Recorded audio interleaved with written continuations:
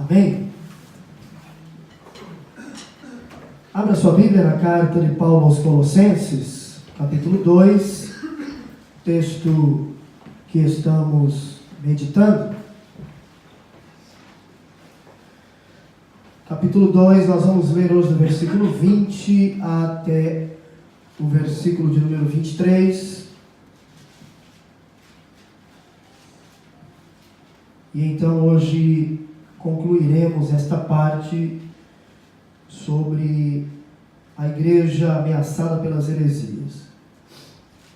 Nos diz assim a palavra do Senhor: se morrestes com Cristo para os rudimentos do mundo, porque como se vivesseis no mundo, vos sujeitais a ordenanças, não manuseis isto, não proves aquilo, não toques aquilo outro, segundo os preceitos e doutrinas dos homens? Pois que todas estas coisas com o uso se destroem. Tais coisas, com efeito, têm aparência de sabedoria, como culto de si mesmo e de falsa humildade, e de rigor ascético. Todavia, não tem valor algum contra a sensualidade. Amém? Podem sentar?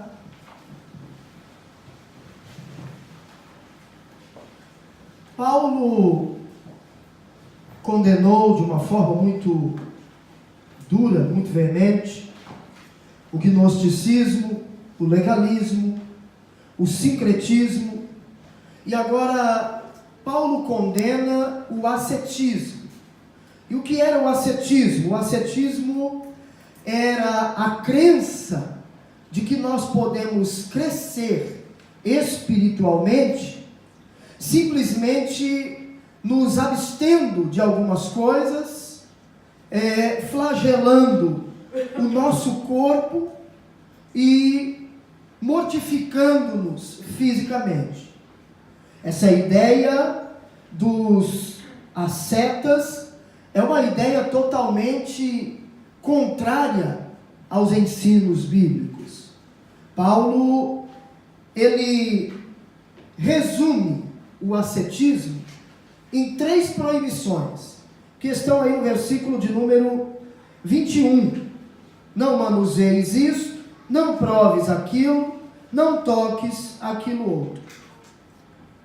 Nós precisamos entender uma coisa: embora nós devemos sim cuidar do nosso corpo, porque o nosso corpo é templo do Espírito, nós temos que cuidar dele, temos que preservá-lo, temos que cuidar do corpo. Por exemplo, se você sabe, existem inúmeras pessoas que têm problemas, por exemplo, de diabetes, de colesterol alto. Se sabe que tem esse tipo de problema, por que não cuidar? Por que não se cuidar? Por que não evitar certas coisas? Por que não manter uma dieta alimentar que equilibre a sua saúde? Eu sempre costumo dizer uma coisa: nós temos o costume de dizer, eu não tenho tempo para cuidar da saúde, cuidar do corpo, fazer um exercício, não tenho tempo.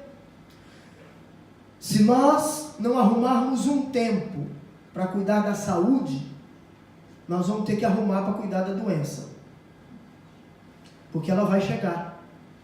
Se eu não cuidar bem do meu corpo, ele vai adoecer. E aí, de uma forma ou de outra, eu vou ter que arrumar um tempo para cuidar, para ir ao médico, aí eu vou ter a obrigação de fazer um exercício físico, uma caminhada, uma corrida, enfim, seja qual for a necessidade, nós vamos ter que arrumar um tempo. Paulo, em 1 Coríntios capítulo 6, versículo 19, fala que o nosso corpo é templo do Espírito Santo, do Espírito de Deus.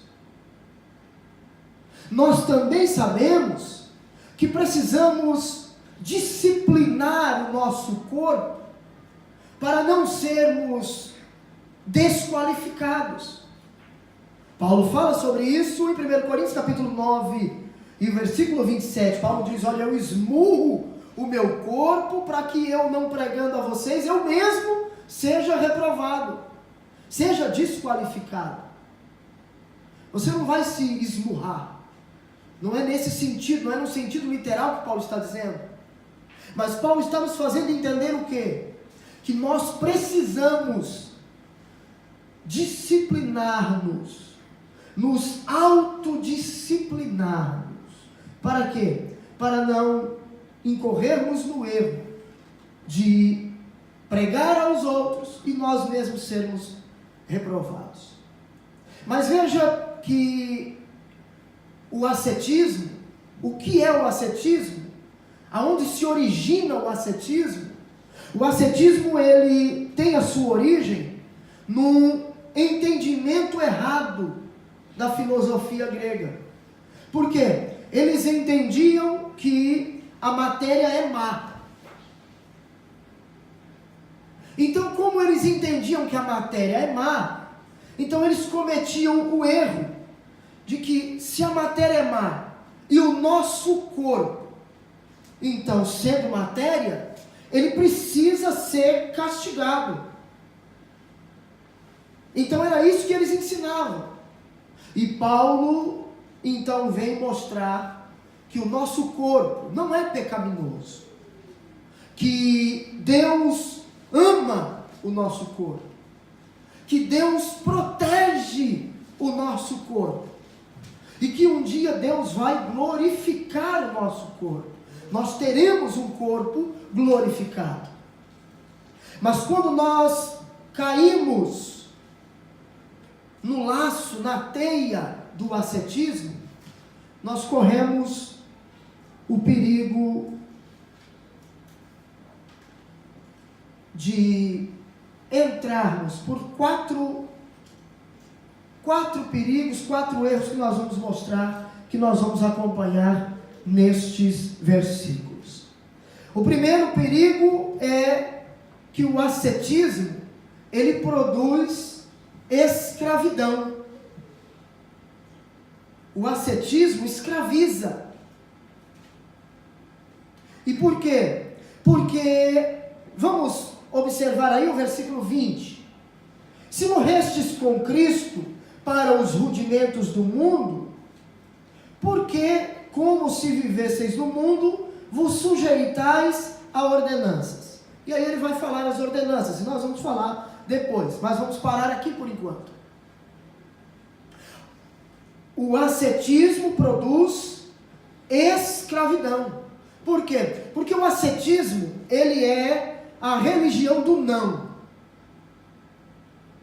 É a religião do não.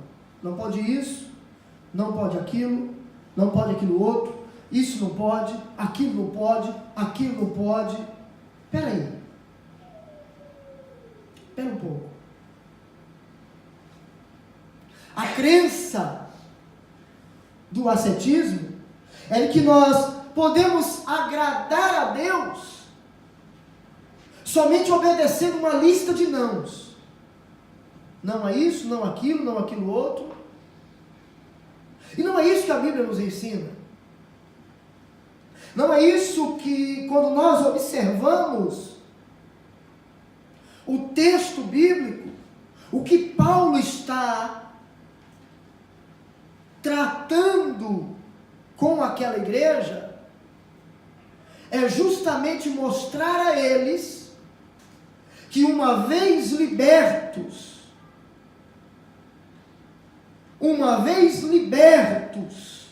por Cristo, eles não tinham mais que estar debaixo do jugo de nenhum outro ensinamento. Entenda uma coisa, Paulo, ele diz, todas as coisas me são lícitas, mas nem tudo me convém. Todas as coisas me são lícitas, mas eu não vou me deixar dominar por nenhuma delas.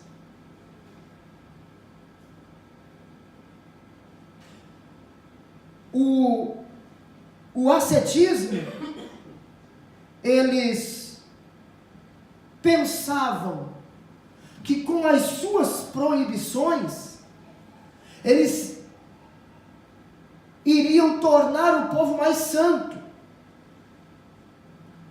Com as suas proibições, o povo se tornaria mais santo.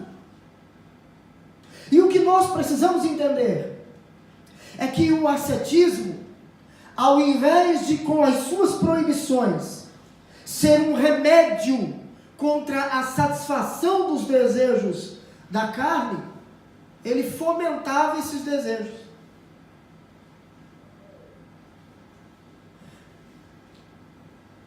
A Assembleia de Deus, durante muito tempo, muitos anos, os irmãos mais antigos da Assembleia de Deus se lembram disso. Teve um tempo na Assembleia de Deus que era proibido ter televisão em casa. Quem tinha televisão em casa e o pastor chegava de surpresa para fazer uma visita, era aquele desespero. Que o camarada enfiava a televisão dentro do guarda-roupa, escondia a televisão, e aí eu pergunto, o que é mais pecado?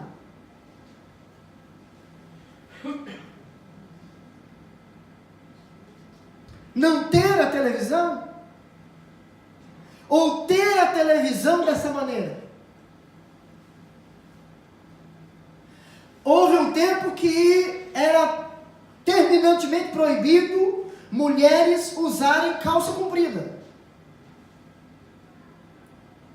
Mulher usar calça comprida era disciplina. Mas depois, há uns 10 anos, mais ou menos, 15 anos atrás, abriu-se a porta. Abriu-se a porta. Estas proibições caíram. E o que acontece? Teve irmã das Assembleias de Deus que não usavam a calça de jeito nenhum. Era pecado. Primeira coisa que fez foi ir nas lojas e comprar calça comprida. O desejo de usar estava no coração. Não usava por quê? Porque havia uma proibição. E a pergunta é, se esta era de fato uma doutrina bíblica, por que caiu? Porque o que é doutrina bíblica permanece até hoje. O que é doutrina fundamental das Escrituras permanece até hoje. É ensinado até hoje. O problema é que durante muito tempo conduziu-se a igreja debaixo de preceitos e de princípios e de ensinamentos humanos, totalmente distantes do que a Bíblia diz. Interpretação errada do texto bíblico e que gerou durante muitos anos um jugo sobre os ombros dos crentes. Dizia uma mulher não pode usar veste de homem e o homem não pode usar veste de mulher. Pegava um texto do Antigo Testamento, Deuteronômio, se não me falha a memória, e impôs isso como uma doutrina bíblica. Mas quando nós vamos estudar o pano de fundo histórico, quando nós vamos estudar os usos e costumes dos tempos bíblicos, nós então chegamos à compreensão do quê? De que essa era uma ordenança vigente naqueles dias. E por quê? Porque a diferença entre a veste do homem e a veste da mulher era muito pequena. Era diferença de comprimento, de cor, de túnica que se usava.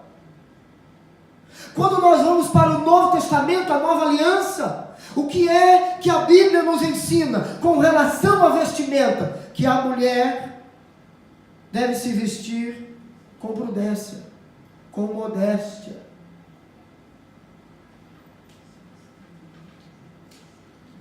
Não deve usar uma veste com a intenção de provocar desejo em quem olha, o desejo da lascívia, a lascívia. Isso é pecado, isso é doutrina bíblica, é obra da carne. Isso leva para o inferno. Não a mulher usar a calça comprida. E muitas outras coisas, muitas outras proibições que haviam naqueles dias e que hoje, se você for observar, muitas delas não existem mais. É bem verdade que existem muitos lugares que ainda conservam isso. O que nós precisamos entender é que as irmãs, no caso, não são mais santas por usar a saia, e nem menos santas por usar a calça. Santidade não está ligado, não é para eu ser santo que eu vou me vestir dessa maneira, não. É porque eu sou santo, é que eu me visto dessa maneira. Não é para ser, é porque eu sou. É porque eu entendo que como templo do Espírito Santo, meu corpo não tem que estar exposto.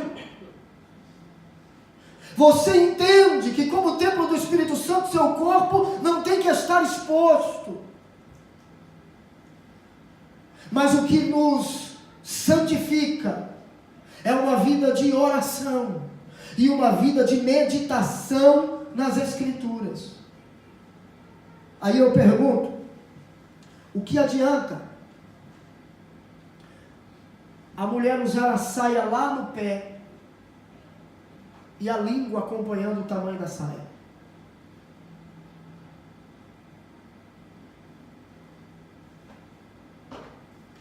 Durante muito tempo era a questão do cabelo, né? Não podia cortar.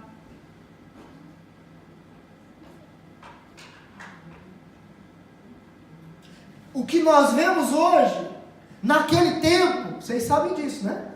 Naquele tempo, no nosso tempo, no tempo que eu aceitei a Jesus como Salvador, o que nós estamos vendo hoje, se fosse naquele tempo, pouca gente estava em comunhão. A maioria estava em disciplina. A maioria ia ser disciplinado. Brinco, batom, era coisa do capiroto. Era ensinado. Proibições que escravizavam muito mais, gerava muito mais escravidão do que libertação, do que santidade. Tinha muita gente que não fazia. Por quê? Porque se eu fizer, eu sou disciplinado. O medo era da reprimenda do homem. E aí Jesus ensina que nós temos que temer muito mais o Senhor. Que Ele pode lançar a nossa alma no inferno.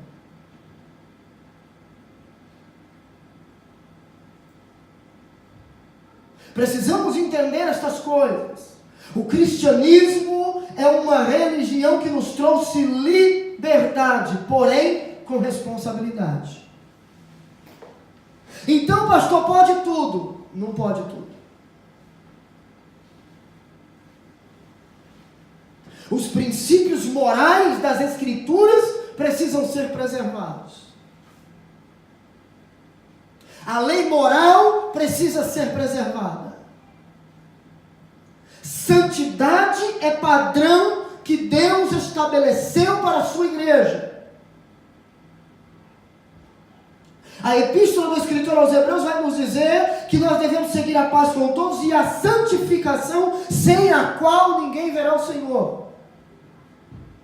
Eu preciso entender que eu sou separado, a igreja foi separada por Deus. Para quê? Para refletir o Senhor nesta geração. para ser luz nesta geração, para ser luz no meio das trevas.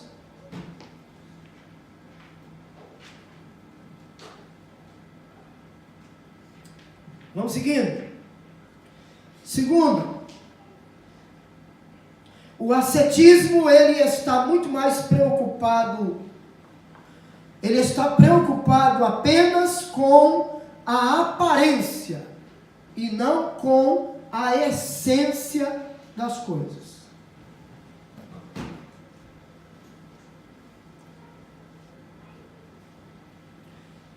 Olha os versículos 21 e 22. Paulo nos diz assim: não manuseis isto, não proves aquilo, não toques aquilo outro, segundo os preceitos e doutrinas dos homens. O ascetismo é uma religião que se preocupa apenas com a aparência, com o exterior. Você quer ver uma coisa? Vamos para o Evangelho segundo escreveu Mateus.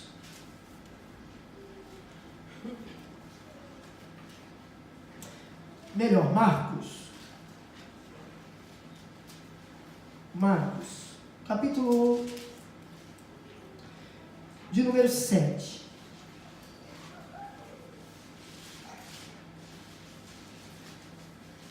Versículo 6 nos diz assim, até o 9, nos diz assim: respondeu-lhes, bem profetizou Isaías a respeito de vós, hipócritas, como está escrito: este povo honra-me com os lábios, mas o seu coração está longe de mim, e em vão me adoram, ensinando doutrinas que são preceitos de homens, negligenciando o mandamento de Deus, guardais a tradição dos homens.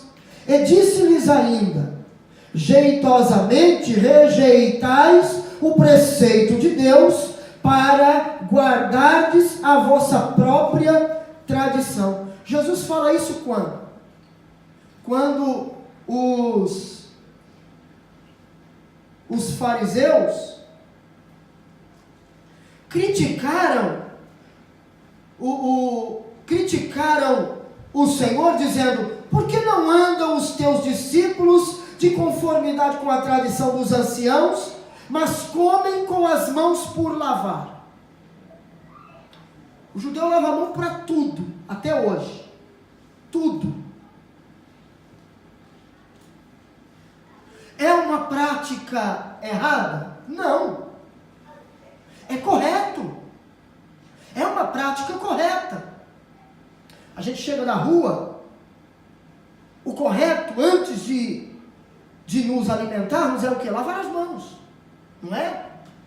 Aqui no Japão ensina isso, principalmente agora nessa época dos vírus, da influenza, essas coisas. Porém, eles colocavam isso com doutrina. Colocavam isso acima das Escrituras.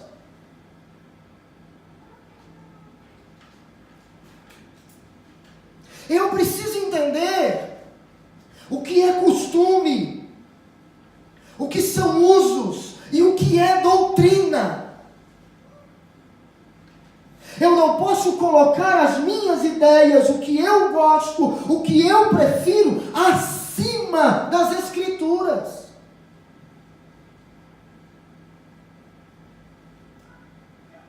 A autoridade máxima, a autoridade maior dentro da igreja é a Bíblia. Não é, pastor?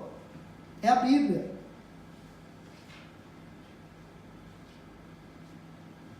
E tudo aquilo que não está inserido na Bíblia, eu não posso colocar sobre ela. Precisa estar subordinado a ela. Aí Jesus ensina que o que vai para o estômago do homem logo vai embora. Não contamina o homem.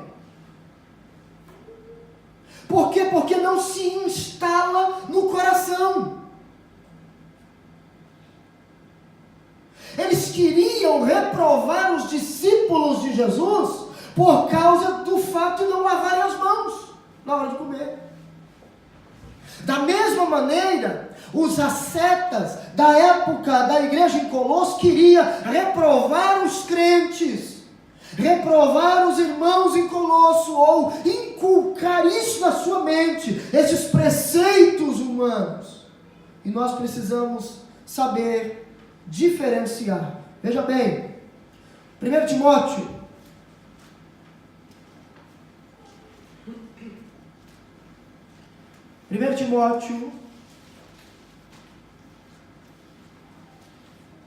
capítulo 6, versículo 17.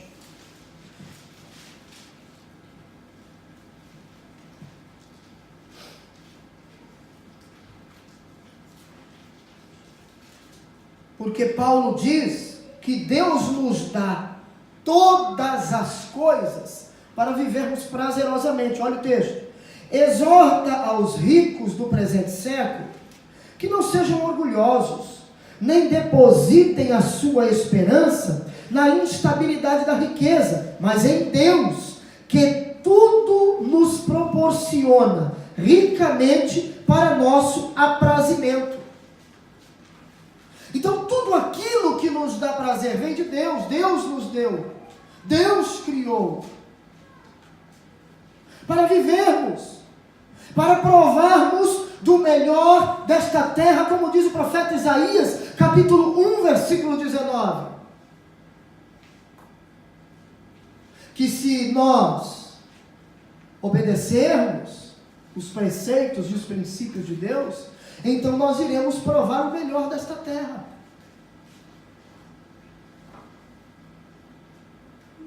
Veja que a bênção de Deus para as nossas vidas está condicionada à obediência de princípios bíblicos. Princípios bíblicos.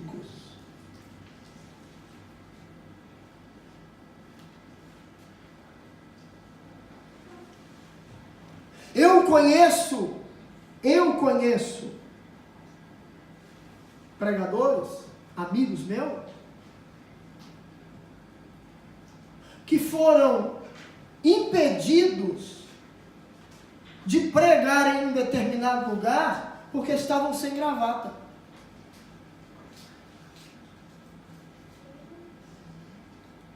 Estavam vestidos adequadamente, mas estavam sem a gravata. Tiveram que arrumar uma gravata urgente para poder pregar.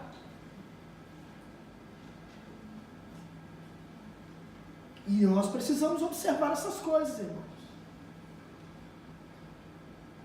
O fato de estarmos sem gravata nos reprova para pregar o Evangelho? A unção está aonde? Na minha vida ou na gravata? Aí eu vou usar o texto do Antigo Testamento sobre a veste do sacerdote, mas não se aplica na Nova Aliança. Pastor, então por que nós temos que usar terno e gravata? Sabe de onde veio isso? Daniel Berg e Gunnar Wingren, quando chegaram ao Brasil, em Belém, chegaram assim. E os homens acharam bonito, elegante. Desde então, adotaram esta vestimenta para a igreja, para os obreiros, para os homens. Mas a unção está em uma vida consagrada. O terno pode até ser de marca, a gravata pode até ser de seda, mas se a vida não for consagrada, não tem unção.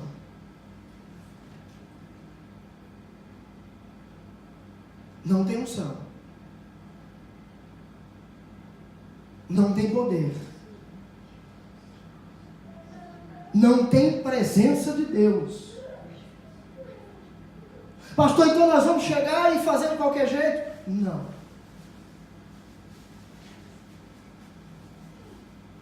Por que então?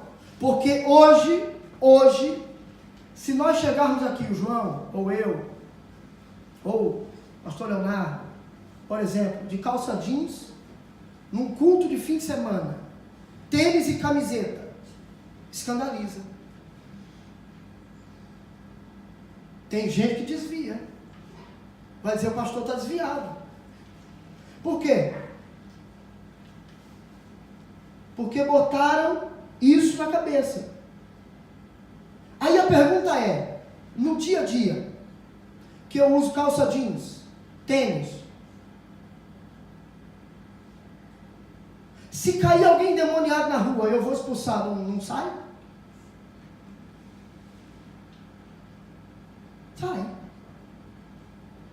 Sai.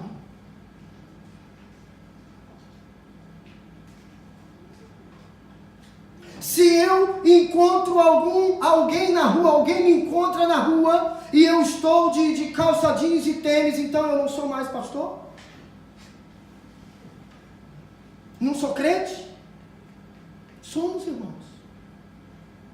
Mas o que acontece? Eu chego aqui de calça jeans e tênis e vou pregar, tem gente que escandaliza. E aí Paulo diz, olha, se o que eu for fazer escandaliza o meu irmão, então eu não faço.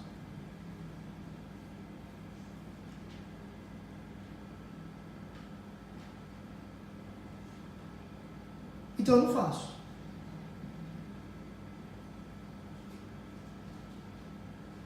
É o modelo que se usa hoje. Mas eu preciso entender uma coisa.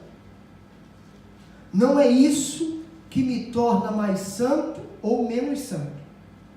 Eu preciso orar do mesmo jeito. Eu preciso jejuar do mesmo jeito. Eu preciso ler a Bíblia, estudar a Bíblia do mesmo jeito. Eu sei que isso soa na cabeça dos crentes que, como nós, que viemos de um ensinamento lá de trás, dos nossos pastores. Isso hoje não soa, não soa muito bem. Mas eu preciso ensinar. Nós estamos dentro do texto, então está dentro do texto, eu tenho que ensinar.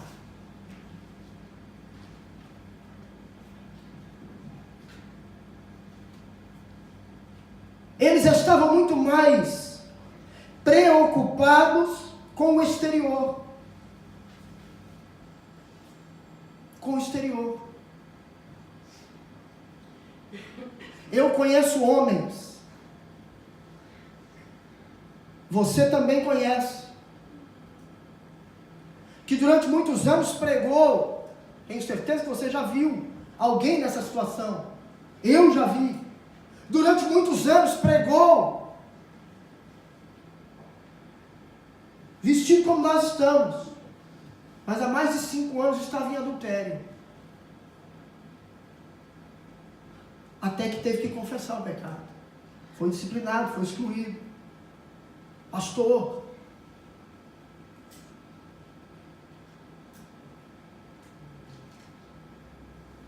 nós olhávamos e dizíamos, homem de Deus. Não é porque caiu que deixou de ser homem de Deus. Num momento da sua vida falhou, errou, tropeçou, mas se arrependeu do seu pecado. Mas o que eu chamo a atenção para os irmãos é isso. É com relação à veste. Estava todo culto que ia pregar, como nós estamos hoje aqui, mas carregava por trás do terno, por debaixo do terno, do paletó, da gravata, da camisa social, um pecado que ainda não havia sido confessado.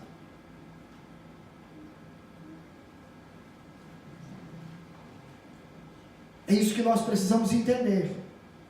Eu sei que para nós choca.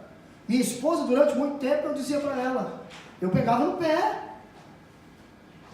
Se você acha que hoje eu pego no pé, eu era 10 vezes pior. Hoje minha esposa cortou até o cabelo. Antigamente não cortava.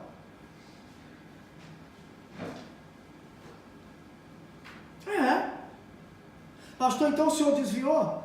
Não, continuo crente.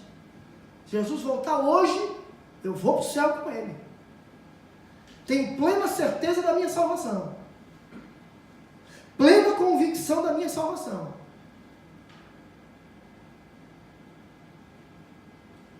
É isso que nós temos que ter. Viver como se Jesus fosse voltar hoje, agora. Viver um cristianismo bíblico, fundamentado nas Escrituras, e não em preferências humanas. Vamos seguindo. Terceiro, o ascetismo proíbe, em nome de Deus, o que Deus não está proibindo. Versículo 22, Paulo deixa isso claro, e ele fala, segundo os preceitos e doutrinas dos homens. E aí nós ouvimos novamente o eco da palavra de Deus, quando Jesus diz aos fariseus hipócritas, bem profetizou Isaías a vosso respeito, dizendo, este povo honra-me com os lábios, mas o seu coração está longe de mim, e em vão me adoram, ensinando doutrinas que são preceitos de homens. Preste atenção no que Jesus está dizendo. O texto que eu li agora é de Mateus 15. É o mesmo de Marcos 7. Mas Jesus diz que em vão o adoram aqueles que seguem preceitos de homens.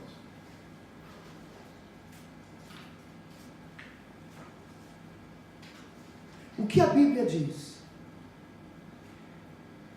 O que é ensinado tem base nas Escrituras?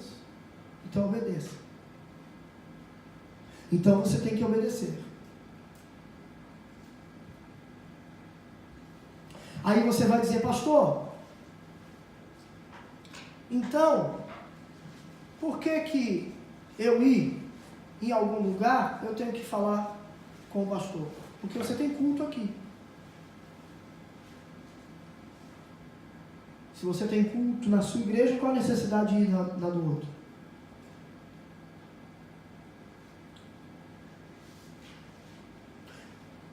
Se o seu pastor diz, vá, você vai. Se ele disser não, você não vai. E por quê? Porque aí a Bíblia diz, obedecei aos vossos pastores.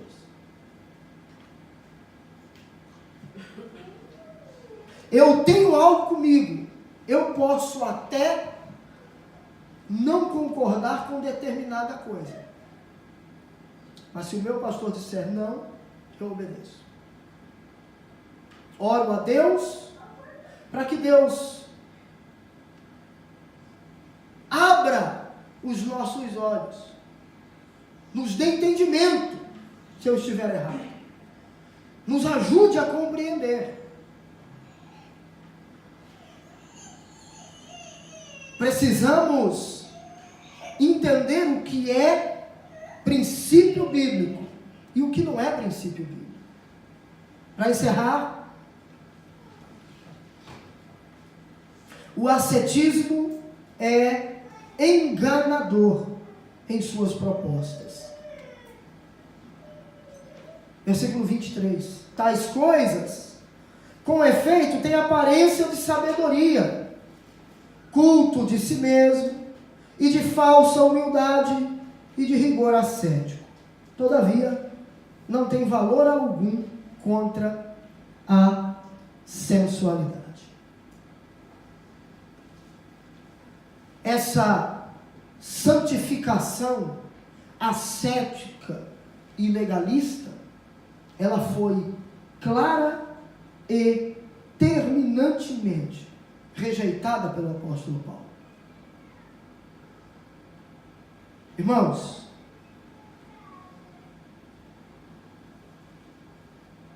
em nenhum lugar a carne ela é tão bem camuflada e tão perigosa como quando se torna religiosa. Entenda uma coisa, por que você vem ao culto? Por que é que nós saímos dos nossos lares numa noite fria como essa, aqui no Japão, que quando eu estava vindo para cá, o termômetro do carro estava marcando que a temperatura do lado de fora estava 2 graus, frio. O que nos motiva a vir? Eu vou porque o pastor fala que tem que ir. É a coisa certa com a motivação errada. Você tem que sair da sua casa e vir ao culto, porque você quer adorar a Deus. Você tem que sair da sua casa e vir ao culto, porque você quer prestar um culto racional, agradável ao Senhor. A motivação para você sair da sua casa e vir à igreja precisa ser interior, precisa ser gerada pelo Espírito de Deus, o desejo de adorar ao Criador, de estar junto com os seus irmãos, com os nossos irmãos, para reunidos adorarmos a Deus. Isso acontece, aí a gente sai de casa desta maneira, com esta disposição, a gente chega aqui, senta, se reúne com os irmãos e vamos cultuar a Deus. Você vai perceber que a adoração flui, que o culto flui, que você adora e você sente a presença de Deus. Agora, quando você sai de casa com a cara carrancuda, como que sendo uma obrigação, você pode ficar o culto inteiro dando glória, você vai embora para casa vazio, porque a motivação está errada. Precisamos entender, fomos salvos, fomos alcançados por Jesus, e não existe motivação maior para querer estar na presença de Deus, na igreja, adorando a Deus, no templo, junto com os irmãos. Não tem motivação maior do que esta, é eu olhar para a cruz e ver que na cruz os meus pecados foram perdoados, na cruz Ele me deu vida. Isso me faz ter prazer, alegria, desejo de estar aqui e adorá-lo, glorificá-lo, bendizê-lo, santificar a minha vida, louvar o nome do Senhor, viver para Ele, viver para Ele. A motivação precisa ser esta: vir ao culto para adorar a Deus. Tudo que nós fazemos, precisamos fazer para a glória de Deus. Você oferta, você dizima, não é porque se fala sobre dízimo e oferta.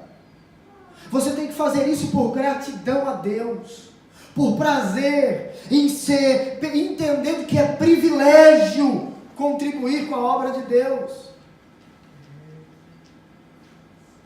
Nós vamos ter uma vigília aqui no fim de semana, você vem, porque você sente necessidade de orar, de buscar a Deus. Quando eu reconheço que eu dependo de Deus, e que eu preciso ter um relacionamento com Ele, então eu procuro buscar mais a sua face, a sua presença. Amém? Amém. Para encerrarmos, eu escrevi algo aqui, que qualquer sistema religioso que não deseja aceitar a Jesus Cristo como o único e todo suficiente Salvador é uma gratificação da carne e uma entrega ao capricho pecaminoso do homem, como se ele pudesse, mediante seus próprios inventos, aperfeiçoar a já completa e cabal obra de Cristo. Eu não faço para ser salvo, eu faço porque sou salvo. Eu não venho ao culto para ser salvo, eu venho ao culto porque eu sou salvo. Eu me visto com prudência e com modéstia não para ser salvo, mas porque eu sou salvo. Eu dizimo e oferto na igreja não para ser salvo, mas porque eu sou salvo.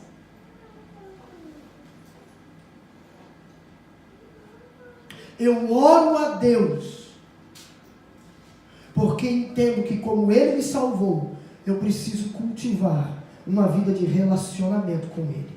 Todo pai quer ter relacionamento com seu filho, quer ter diálogo com o filho. Amém?